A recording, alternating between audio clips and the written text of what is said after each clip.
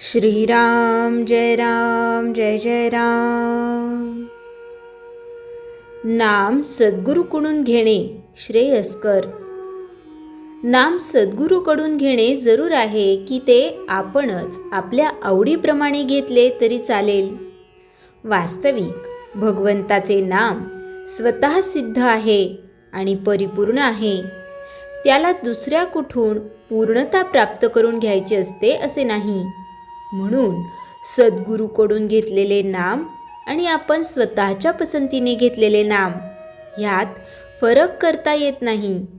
तरीसुद्धा सद्गुरूकडून घेतलेल्या नामाचे वैशिष्ट्य आहेच ते असे की तो नामाच्या पाठीशी सत्तारूपाने असतो आणि आपल्याकडून नामस्मरण होण्यात त्याची आपल्याला फार मदत होते। त्यामुळे आपल्या हातून होत असलेले नामस्मरण त्याच्या सत्तेनेच होत आहे ही जाणीव राहून मी नामस्मरण करतो अशा तऱ्हेचा अहंकार उत्पन्न व्हायला वावच राहत नाही। सद्गुरूच्या आज्ञेचे पालन करता करता साधकाला नामाची गोडी लागते आणि पोटभर नाम घेतल्याने त्याचा आत्मा तृप्त होतो। म्हणून सद्गुरूकडून नाम घेणे जरूर आहे। सद्गुरू भेट होईपर्यंत मात्र आपण आपल्याकडून नामस्मरण करीत राहणे आवश्यक आहे, कारण ते नामस्मरणच आपल्याला सद्गुरूची भेट करवून देईल। तसे पाहता आधी संतांची भेट होणे कठीण आणि समजा भेट झाली तरी त्याच्यावर विश्वास बसणे त्याहून कठीण असते। म्हणून नामाचे साधन चालू ठेवावे। खडी साखर ठेवली म्हणजे मुंगळ्यांना आमंत्रण करावे लागत नाही, ते आपोआप तिचा शोध काढीत येतात। तसे तुम्ही खडी साखर बना म्हणजे संत तुमच्याकडे धावतच येतील। खडी साखर बना म्हणजे संतांना आवडेल असे वर्तन करा। संतांना काय आवडते? भगवंताचे अनुसंधान आणि अखंड नामस्मरण याशिवाय दुसरी कोणतीही गोष्ट त्यांना प्रिय नाही। म्हणून आपल्या हृदयामध्ये नामाची ज्योत अखंड तेवत ठेवा। सद्गुरू तुमचा शोध घेत येतील आणि तुमच्यावर कृपेचा वर्षाव करतील। आता अशा रीतीने सद्गुरूने नाम दिल्यावर एखाद्याला असे वाटेल की मी राम राम असे म्हणत होतोच आणि आता सद्गुरूने तेच सांगितले, तर मग यात काय मोठे झाले? पण यातच विशेष आहे, कारण यात मी करता हा अभिमान टाकावा लागतो। सद्गुरूकडून नाम घेतले म्हणजे आपल्या कर्तेपणाच्या अभिमानाला वाव राहत नाही। मिठाचा एकच खडा खीर नासवायला पुरेसा होतो, त्याप्रमाणे अभिमान हा सर्व साधन नासवायला कारणीभूत होतो। म्हणून अभिमान टाकणे ही गोष्ट फार महत्त्वाची ठरते। भगवंताचे नाम हे औषध समजावे। भगवंताची प्राप्ती हे त्याचे फळ। जरूर तेवढेच करणे म्हणजे सांगितलेले तेवढेच करणे, जास्त न करणे हे त्याचे अनुपान समजावे। औषध मात्र थेंब थेंब आणि सतत पोटात गेले पाहिजे। श्रीराम जय राम जय जय राम। चैतन्यवाणी साध्या शब्दांचा सुद्धा आधार मोठा असतो, मग भगवंताच्या नामाचा आधार केवढा मोठा असेल। श्रीराम जय राम जय जय राम। श्रीराम समर्थ। दासबोध समास 2 दशक 6। हा दशक मनाच्या शुद्धीकरणावर आणि विचार आचरण यांची एकरूपता यावर आधारित आहे। समर्थ येथे माणसाच्या अंतर्गत दुर्बलतेवर नेमका बोट ठेवतात। हे प्रवचन दोष दाखवणारे आहे, पण दोषारोप करणारे नाही। एक मन हेच बंधन आणि मन हेच मोक्ष समर्थ स्पष्ट सांगतात, माणसाला बांधणारे बाहेरचे जग नाही, तर त्याचे स्वतःचे मन आहे.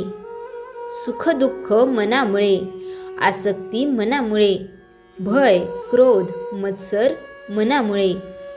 मन अस्थिर असेल तर संपत्ती असूनही दारिद्र्य वाटते.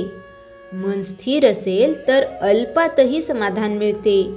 म्हणून समर्थ म्हणतात, मन जिंकलं तर सगळं जिंकलं.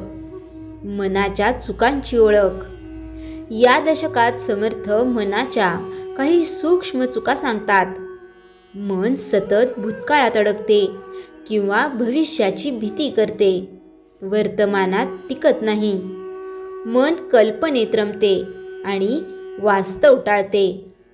यातूनच चिंता, भ्रम, असमाधान उत्पन्न होते. समर्थांचा इशारा आहे, जे मनाला आवरू शकत नाही ते शास्त्र वाचूनही सुटत नाही. 3.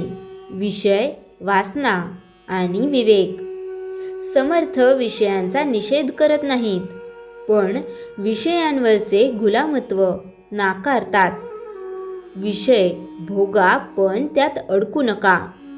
इच्छा ठेवा, पण विवेक सोडू नका.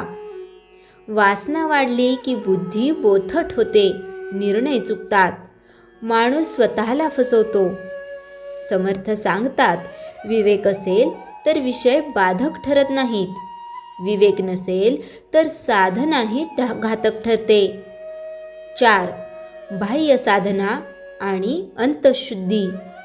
या दशकात समर्थ बाह्य साधनेवर अवलंबून राहणाऱ्यांना सावध करतात. जप होतो पण अहंकार जात नाही. पूजा होते पण क्रोध कमी होत नाही. व्रत होते पण लोभ सुटत नाही. समर्थ ठामपणे सांगतात, अंतःकरण न बदलता केलेली साधना ही केवळ सवय ठरते, साधना नव्हे.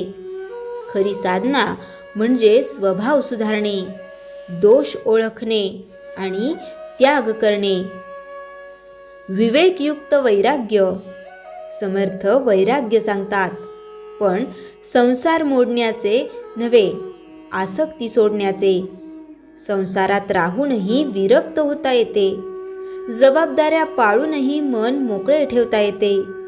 वैराग्य म्हणजे पलायन नाही, वैराग्य म्हणजे बुद्धीची प्रगल्भता.